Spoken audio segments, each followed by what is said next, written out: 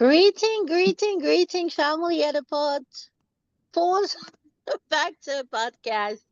Thank you so much again for joining us tonight. As always, I have a very special, amazing guest. Um, I'm not gonna make anybody jealous and say my favorite of all, but Laurie is absolutely amazing. I'm like, she's my hero. So this is what it is. So Laurie, I'm gonna ask you, can you please introduce yourself and tell us a little bit more about your business category? My name is Laurie Sayles. I am the President CEO of Civility Management Solutions, and we do government contracting predominantly, and we're working our way over into the commercial space. But I'm kind of a serial entrepreneur. I got my hands in different things, investing and promoting others to do what it is that they've been called to do as well. Wow, I love it. And you actually do.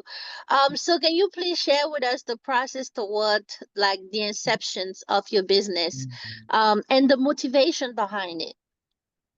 Well, I can tell you, I've always been an entrepreneur. I've always made my own money. I don't even understand how to ask anybody for money because I've always made my own. In other words, I get my own hair done, I get my own nails done, ladies. Anyway, when I got introduced into government contracting, it was merely being offered a job, and that was how I learned that people that were not federal employees actually worked inside the federal government space. And it was quite a surprise. And I was like, oh, and then I realized who owned the business of the company I got hired for. And he was an Army veteran, African-American male.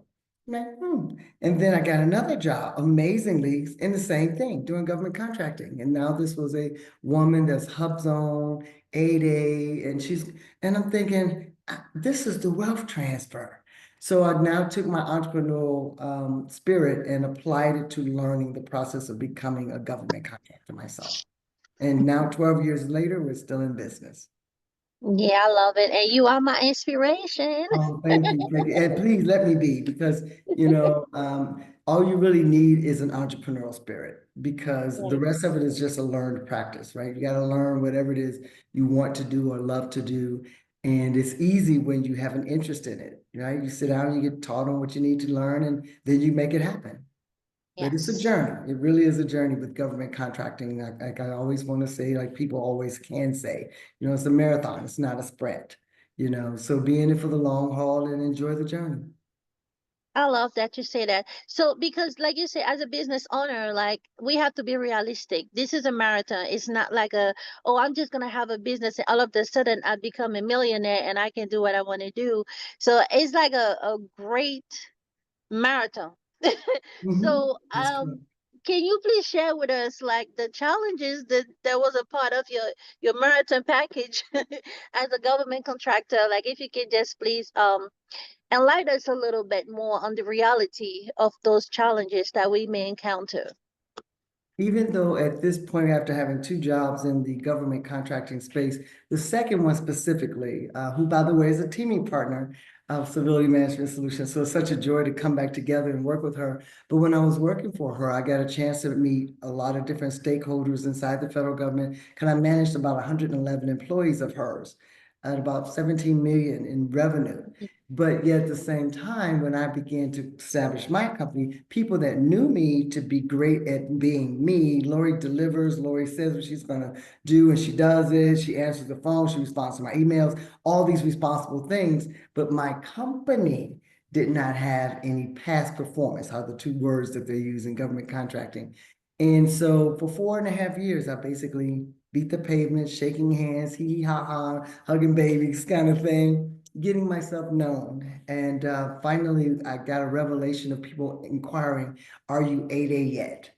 And I Mm. wasn't. And so I finally applied for that. And within 4 months of having that, now they had a means to get to me. I was able to pull on, who they met, the professional, the get it done chick, all those things. Now we can tap into it, but without any past performance, you can be very you could be a little lost in the sauce in the GovCon space. But we did do simplified acquisitions. Actually, I should say I did them because I was the only one working for me at that time, which is at $250,000 or less opportunities that the government puts out there that allow the bigger guys that's trying to make the millions, they're not paying attention to it. So we did win some awards, and that allowed us to have some prime work directly with the federal government space. But that would be one of the biggest challenges of actually having past performance inside the federal government to make you marketable even more to more federal government entities. But you can do it. It's just, which way you go. You might do subcontracting. That wasn't my immediate route, but Yeah. subcontracting fell in place. And then you want to be treated fairly. So you make sure no matter what they say, just know that, people don't always do what they say. And so kind of monitor that as you go through the journey and expect some of those unfortunate things to happen because it's going to be part of the journey. It really will be. I don't know anybody that hasn't experienced someone not practicing high integrity or just regular integrity as Yeah. a business owner. When you get into the millions, it's interesting how people can say Mm. one thing and do another. So that's an added challenge to that growth that you desire so much when you're young. You're willing to say, yes, yes, yeah, I'll do whatever. Yeah, yeah, yeah. And then you get screwed over, right? So Yeah. be ready to deal with that. Keep your emotions in check. Mm. Thank you so much for that. That's a great advice. And I think personally what I love about you, you are very open. I know I had a concert with you a couple of times and I always appreciate your direct approach to things. We talking about credibility, we talking about honesty and those things, and you are all of Mhm. it. And I think that's why a lot of people respect you, Mhm.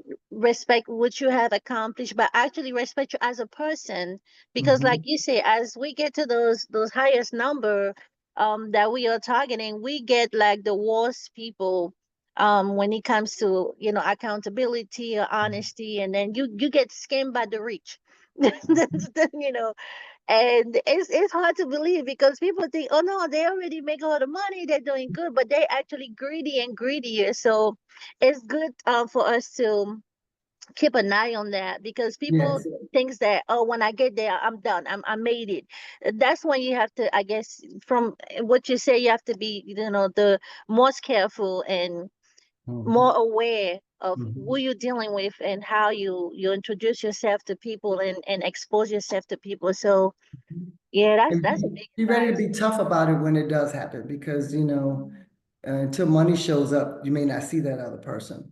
And I Mm, know that directly from experiences I've had. Until the money showed up, they were the greatest person ever. We know we can mm, spend time together, and you don't have to spend time with them and hanging out and all that kind of stuff, but you have a friendship until the money shows up, and then all of a sudden the mm, person is different. So just be tough-skinned about it when it does happen. Take it as a learning experience. Make sure you've done everything you need to do to ensure that you continue to operate in integrity mm-hmm. despite their lack of. That's the most important piece. Don't let it change you. Yeah. And thank you for that. Also, like I had like one more question. I know your time is valuable, and I really appreciate that you give me some time on my podcast. Um, Thank you. so I'm honored. I want to say thank you for your services first. And dealing with you, your structure is amazing. You have a very organized structure and a very, you like on point with your appointment. You're on time. Like, I mean, you're very, very well organized. So I know because you serve. Do you think that it kind of affected where you are, or you was always that person? I was always this person because before the legal side of entrepreneurship joined my life, when I was running the streets of Chicago, I was also just as diligent in operating like I operate. However, I must admit that the years I served in the United States Marine Corps added some value. And I say this often, and it's true to me, is that I'm more of a Marine today than I was when I actually served because there are principles in the Marine Corps that was normal for day to day, and everybody had to operate within them. It was normal behavior. But now out here in the civilian world or as a veteran, I tap into those principles and I use them. And it's my differentiator. It's my personal differentiator because leave no man behind is real to me. It's not, I will never take advantage of somebody that's trying to work with me Mm, or pull me along and or somebody I'm pushing, either way it go, because my job is to mentor people up, right? And that was my yeah. job in the Marine Corps. It was no different. And everybody else in the Marine Corps did the same thing. We didn't call it mentors. We just called it tough love when it was necessary. Just get it on point because we need you to never do that again. I mean, whatever the situation may have been, but nonetheless, having those principles are huge values. And as I like to say, I have principles from the streets of Chicago. I have principles from the United States Marine Corps, and I now live with God. So I have biblical principles. So the three of them together really makes me a bad chick because I use all of them as necessary. And the cherry on top, of course, makes sure that I don't go do stupid stuff, right? Be Definitely. angry and sin not. Despite the I- training I've had of what I could do, be angry. It's okay. It's okay to get a little upset, but don't go out there act a fool and do something stupid, right? yes. Thank God for that. Thank you. So, I want to ask you, like, what are the actual, like, the key milestone and turning point in your life as an entrepreneur? Well, as in general, as far as with civility management solutions, it was definitely waiting and getting the SBA 8A verification, I mean certification Mm. in a timely fashion. Because after I got it was in 4 months, we had our first direct award at 2 million. So not getting it too soon, I didn't even realize that there's a strategy to it, but I just like practice something that now I can really teach. Never ever get that SBA 8A or any really certification that can add some value to you until you start having relationships with specifically in the federal government space. But as far as my personal life in general is that I consistently do things to enhance me. As far as I'm studying things on investing, I'm studying things on real estate. I'm studying things on franchises. I mean, I'm constantly building my mind, studying things about finance so that I can be better and do better every day. Because unfortunately, as women, first of all, we can be categorized. Then I Yeah. happen to be a Black woman. So there's another categorization that puts us down at the bottom beyond all other minorities or women of color or whatever they may want to say. And I'm determined to make sure that when I show up at the table, I show up. I'm not there at the table expecting any handouts. I'm going to do what I said I was going to do. My team and I are going to come together. We're going to hire the right people.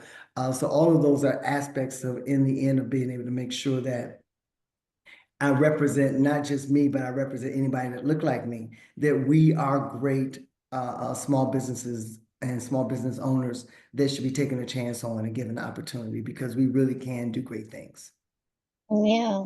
You literally answered my next question also there, because I was about to ask you, like, um what life lesson, you learn along the way, and you shared a lot. I don't know if you have anyone more to add, but that those very Uh, important points. So, I do. mhm, I would say going back to getting an SBA score mentor, that's what I did. I studied at PTAC, which is currently called Apex.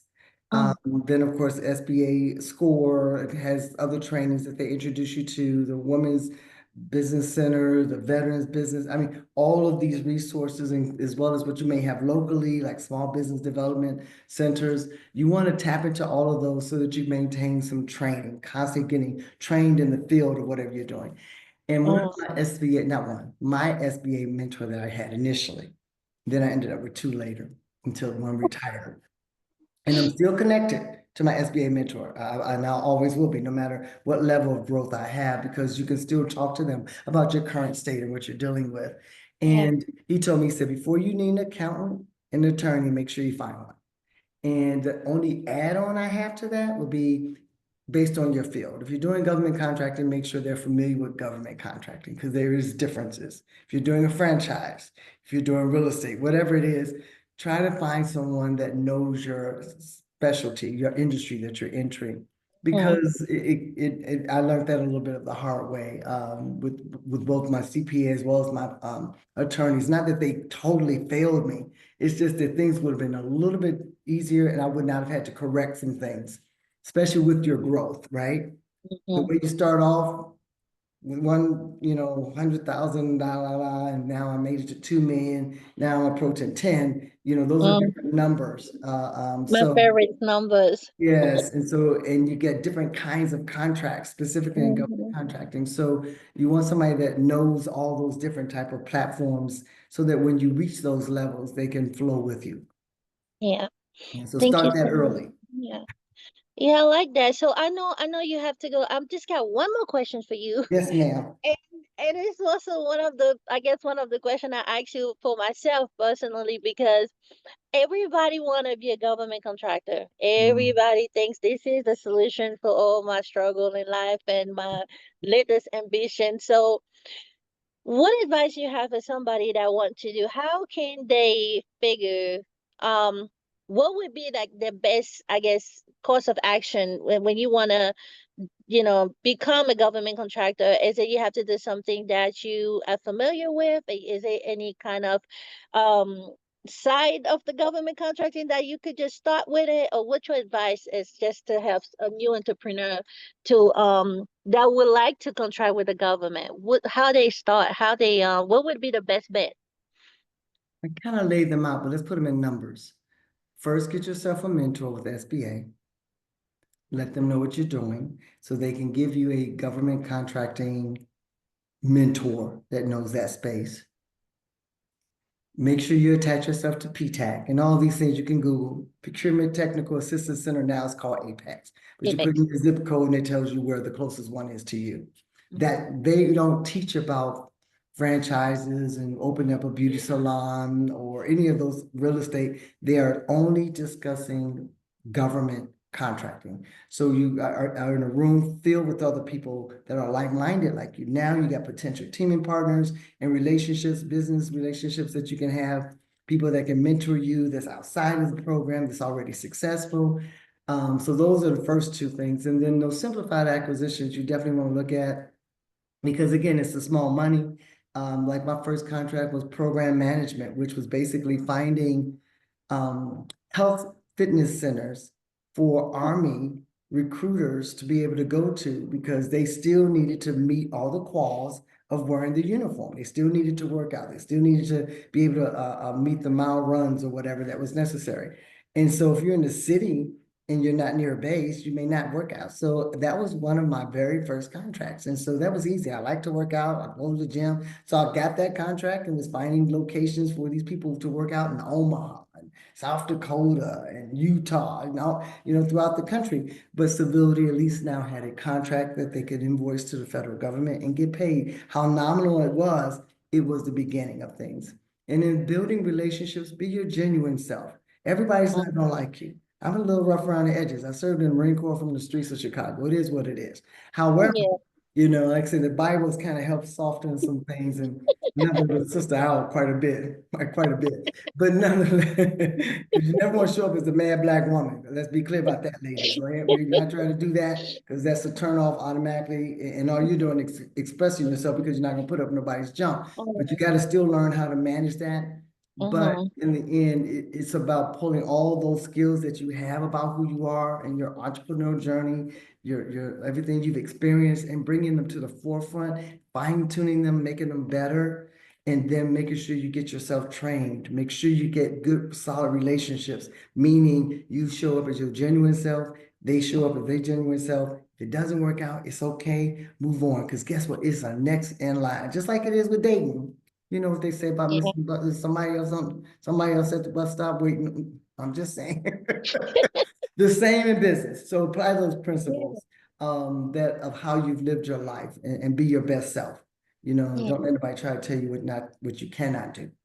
That's the Yeah. fight. And right now, there's an attack on us that are out here looking like us and doing business. Mm. Trying to eliminate the DEI, DEIA, all of those matters. Mm. And so it can't be all about that. It really needs to be about the fact that we are going to show up and we're going to show you what we're capable of doing. And by the Yes. way, support other businesses that look like you. What about that? Let's start there. Yes. Spend your Oh, money thank on you. them. Preach. Yeah, you can't go running around. I'm proud to be and then you don't spend your money with us. That doesn't make Mm. good sense to Mm-hmm. me. So that's Yep, one of the scolding things I throw out there. Do that, please, because we need to begin to circulate the money within our community. definitely. I'm a hundred Thank you for percent in having me. support of that. Yes. Yes.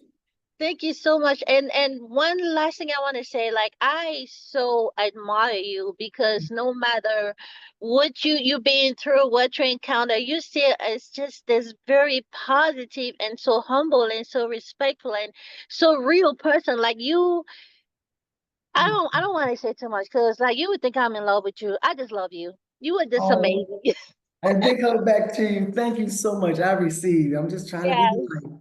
Yes, Thank you indeed. so much. You are such an inspiration, like I say. And again, like you say, we need to support each other. You know, people want to say, yeah, I'm a proud Black entrepreneur, but yet you're not really doing anything for the community. You know, hiring the community, spending money in our small businesses and things like that. Yes, And this is something we need to educate ourselves. If we want to be strong, we want to be valued, we want to be recognized, we want to be successful, we yes. have to help each other. And I appreciate you helping me today on my podcast by sharing the great information and guidance to people that would like to one day become a millionaire.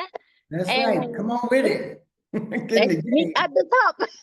And I will follow you. I look forward to seeing all the other ladies and their stories and their journeys, or whomever it is that you're bringing on board. I look Thank you forward to so that and much. celebrating it. Thank you, Laurie, and thank you All for right. your time. I know you have to go. Thank you for being a guest at the False Factor tonight. I can't even say it right tonight, but but it's an honor every single time to talk to you, every single time I meet you. You are absolutely amazing. Thank you, and thank you for being just you and this great entrepreneur and this great Black woman Thank you so much. millionaire. I receive every bit of that. God bless you and have a Thank you good so night. much. And you too. Bye bye.